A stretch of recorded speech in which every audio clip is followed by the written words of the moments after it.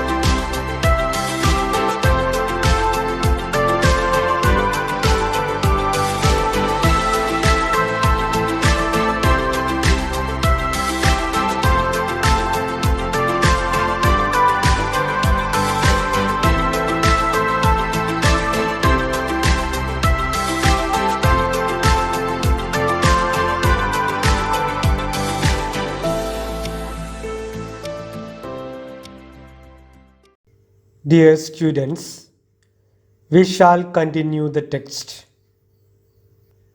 By making one brief remark after another, I was able slowly to start a conversation. At last she asked, "Are you an Indian?" "Yes." "Excuse me, are you a vegetarian?" "Why do you ask that?" "I have heard that most Indians are vegetarians." "How is it that you know anything about India?" "My elder brother is in India. He is a soldier." "I am not much of a vegetarian." I answered her question. "But I enjoy a vegetarian meal now and then." The girl seemed disappointed. I learned that her only guardian was this elder brother. She lived with her old widowed mother. "Do you hear from your brother?" "We have not had a letter from him for a long time. My mother is very worried." The narrator slowly started a conversation with the girl.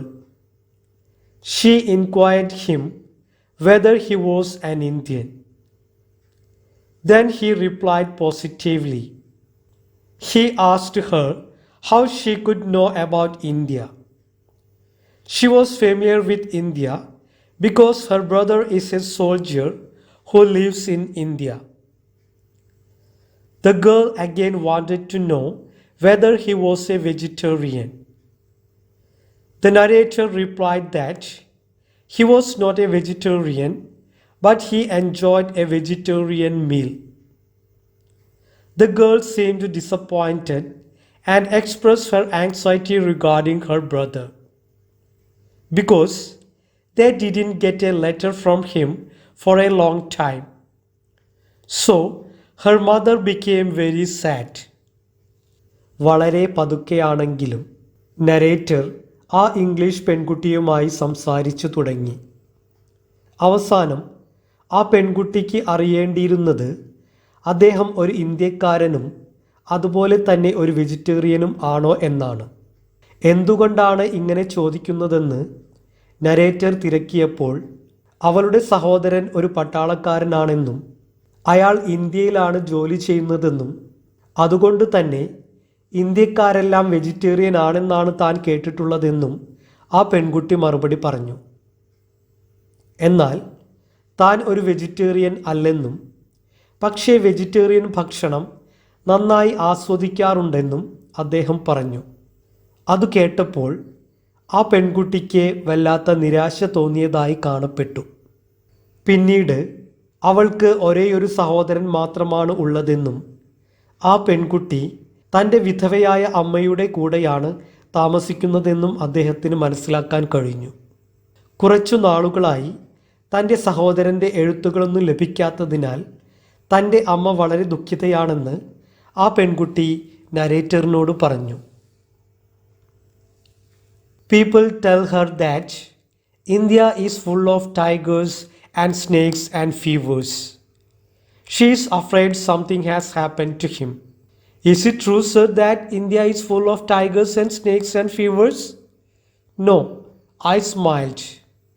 How could people live there if it were? The girl sighed softly. Mother says she would like to ask an Indian about these things if she can find an Indian. The girl looked at me with eyes full of entreaty. I understood how she felt. She wanted me to see her mother, but she did not have the courage to ask me to accompany her home.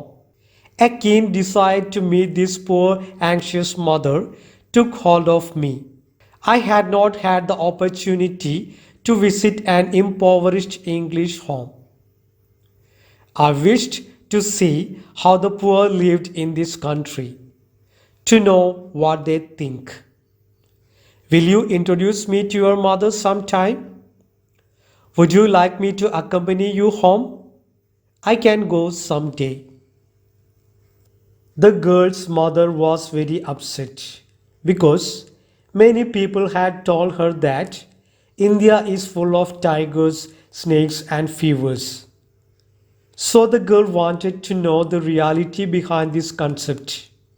Then the narrator just mentioned that the concept was not right. He understood that the girl really wanted to take him to her home and to meet her mother. So he expressed his wish to see her mother as well as her home. India ഒരുപാട് കടുവകളും സർപ്പങ്ങളും അതുപോലെ അസുഖങ്ങളും നിറഞ്ഞ ഒരു രാജ്യമാണോ എന്ന് ആ പെൺകുട്ടി നരേറ്ററിനോട് ചോദിച്ചു. കാരണം ഒരുപാട് ആളുകൾ അവളുടെ അമ്മയോട് നേരത്തെ തന്നെ ഇങ്ങനെ പറഞ്ഞിട്ടുണ്ട്. അതുകൊണ്ട് അവളുടെ അമ്മയ്ക്ക് തൻ്റെ മകന് എന്തെങ്കിലും അപകടം സംഭവിച്ചിട്ടുണ്ടോ എന്ന് ഒരു ഭയമുണ്ടായിരുന്നു. എന്നാൽ അങ്ങനെ ഭയപ്പെടേണ്ട സാഹചര്യമുള്ള ഒരു രാജ്യം അല്ല ഇന്ത്യ എന്ന് നരേറ്റർ ആ പെൺകുട്ടിയോട് പറഞ്ഞു. തന്നെ അവളുടെ വീട്ടിലേക്ക് കൊണ്ടുപോകാനും അവളുടെ അമ്മയെ പരിചയപ്പെടുത്താനും ആ ഇംഗ്ലീഷ് പെൺകുട്ടി ആഗ്രഹിക്കുന്നുണ്ടെന്ന് അദ്ദേഹത്തിന് മനസ്സിലാക്കാൻ കഴിഞ്ഞു. അതുകൊണ്ട് അവളുടെ അമ്മയെ തനിക്ക് ഒരു ദിവസം പരിചയപ്പെടുത്തി തരാമോ എന്ന് അദ്ദേഹം ചോദിച്ചു. The girl's eyes brimmed with gratitude.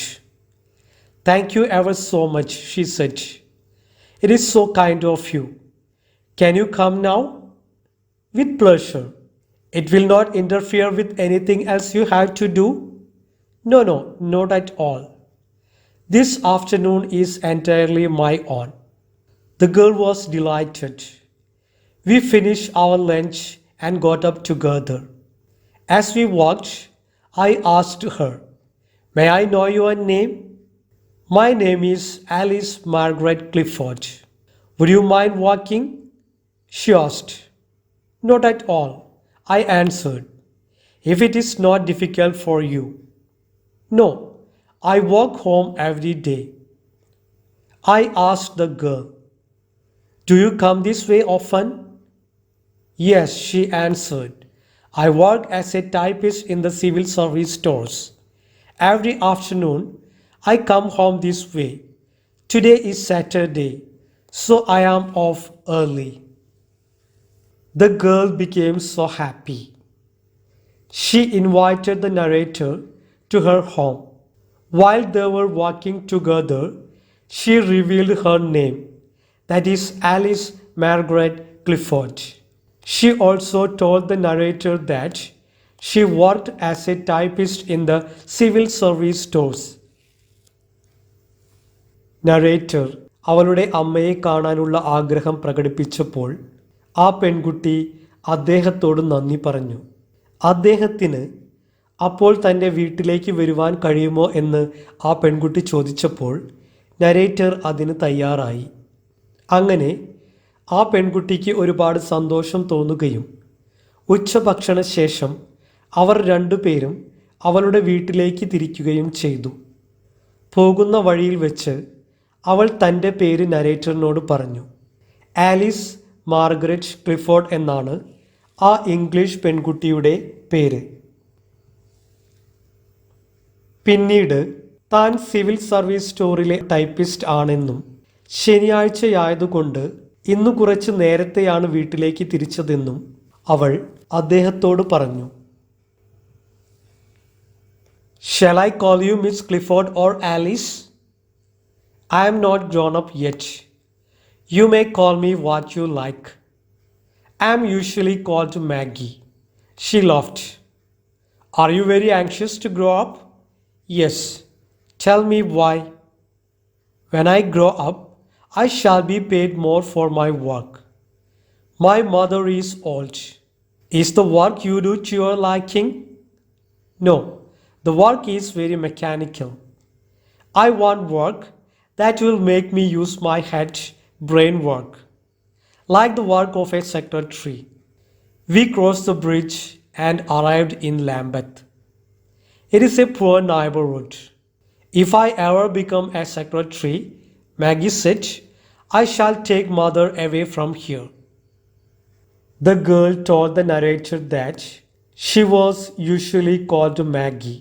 Then she expressed her concern to be a grown-up person, because then only she would be able to attain more payment to support her mother.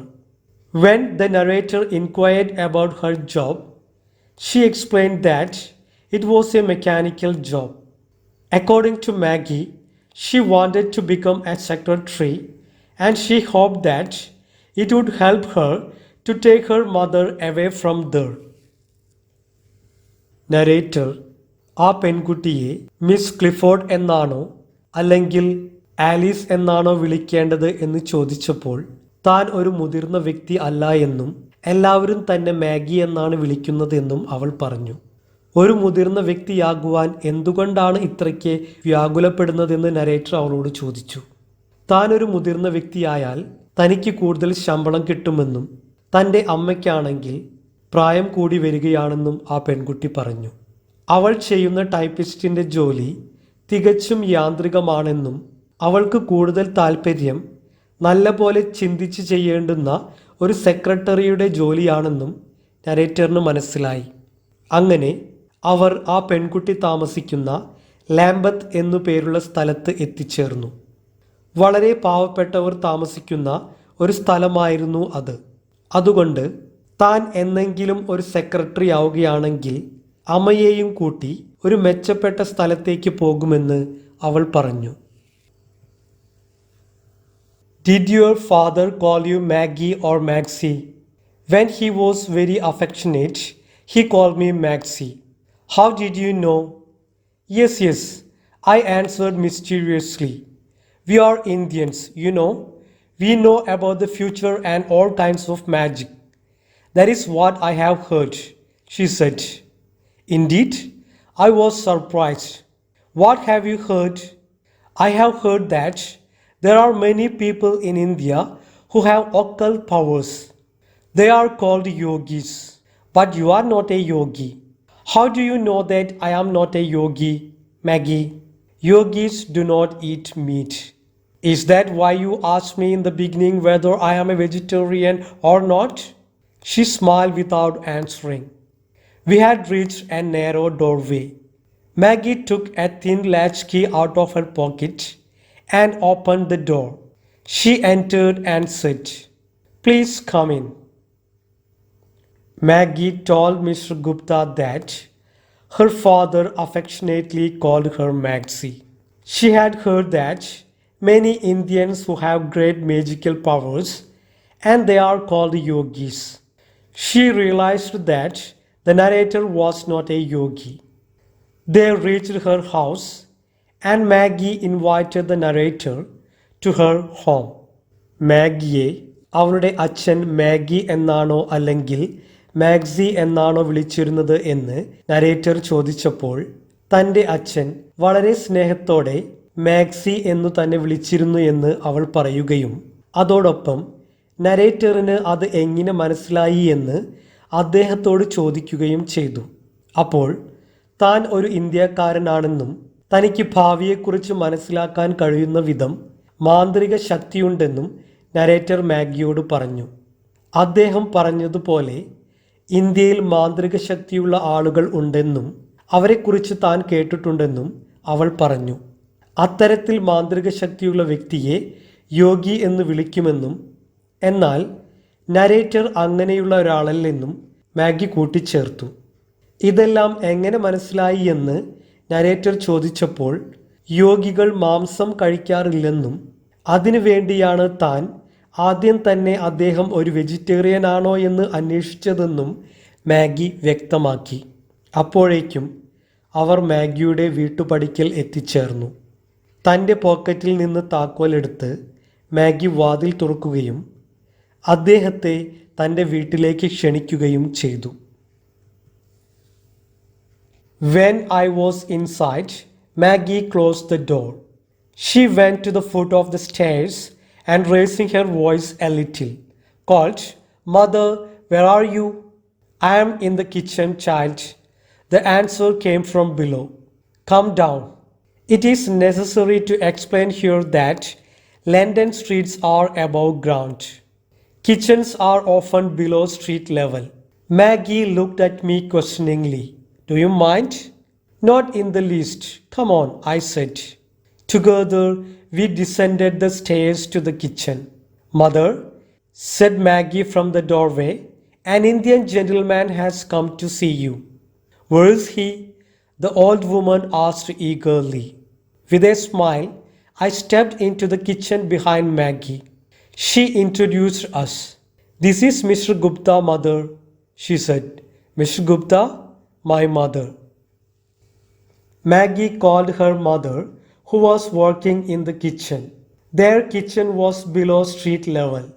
So Maggie and the narrator walked down into the kitchen. The narrator entered into the kitchen with a smile on his face. Then Maggie introduced Mr. Gupta, the narrator, to her mother. മാഗിയും നരേറ്ററും കൂടി ആ പെൺകുട്ടിയുടെ വീട്ടിലേക്ക് പ്രവേശിക്കുകയും അതിനുശേഷം അവൾ ശബ്ദമുയർത്തിക്കൊണ്ട് തൻ്റെ അമ്മയെ വിളിക്കുകയും ചെയ്തു. അപ്പോൾ മാഗിയുടെ അമ്മ താൻ അടുക്കളയിലാണെന്നും അവരോട് താഴേക്ക് ഇറങ്ങിച്ചെല്ലുവാനും പറഞ്ഞു. കാരണം അന്ന് ലണ്ടനിലെ തെരുവുകളെല്ലാം ഉയരത്തിലാണ് സ്ഥിതി ചെയ്തിരുന്നത്. അതുകൊണ്ട് തന്നെ സ്വാഭാവികമായും അവർക്ക് വീടിൻ്റെ അടുക്കളയിലേക്ക് ഇറങ്ങിച്ചെല്ലേണ്ടതുണ്ടായിരുന്നു. പിന്നീട് മാഗിയും നരേറ്ററും കൂടി അവരുടെ അടുക്കളയിലേക്ക് ഇറങ്ങുവാൻ തുടങ്ങി. അതിനിടയിൽ മാഗി ഒരു മാന്യനായ ഇന്ത്യക്കാരൻ കാണാൻ എത്തിയിട്ടുണ്ട് എന്ന് അവളുടെ അമ്മയോട് വിളിച്ചു പറഞ്ഞു. നരേറ്റർ ഒരു പുഞ്ചിരിയോടുകൂടി അവരുടെ അടുക്കളയിലേക്ക് കടന്നു. അപ്പോൾ മാഗി തൻ്റെ അമ്മയോട് അദ്ദേഹത്തിൻ്റെ പേര് ഗുപ്ത എന്നാണെന്നും അദ്ദേഹത്തോട് അവർ തൻ്റെ അമ്മയാണെന്നും പരിചയപ്പെടുത്തി. Dear students, we can stop this session and we will continue in the next session.